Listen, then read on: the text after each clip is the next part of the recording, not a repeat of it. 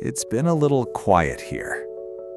Not because I ran out of stories, but because I wanted to make sure the next chapter felt honest.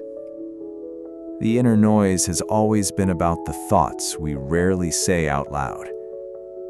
Some stories take longer to understand before they can be told. Thank you to everyone who watched, listened, and stayed. This isn't the end of the story. It's just the beginning of a different chapter. Let's continue. The first day back was supposed to feel like the beginning of something. Instead, it felt like arriving late to a story that had already moved on.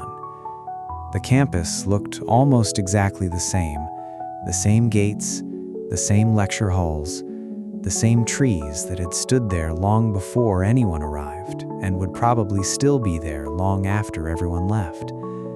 Only one thing had changed.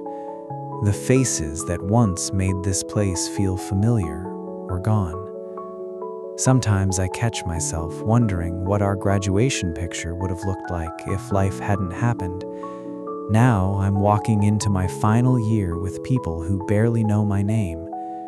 I walked through the same campus, carrying memories that no longer lived here. Now every face that walked past felt like a reminder that I no longer belonged to the chapter I had left behind. Groups of students laughed as they searched for classrooms they had never entered before. They introduced themselves to strangers who would eventually become friends. They spoke about assignments that hadn't even been given yet. The lectures began. Pens moved across paper, pages turned, words filled the air, but very little stayed behind. It wasn't fear or sadness. It was the strange emptiness that comes after surviving something life-changing. People assumed returning meant healing had already happened. They couldn't see that showing up and feeling present were two completely different things.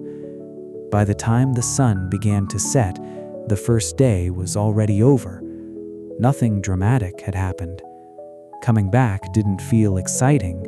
It felt like meeting an old version of myself.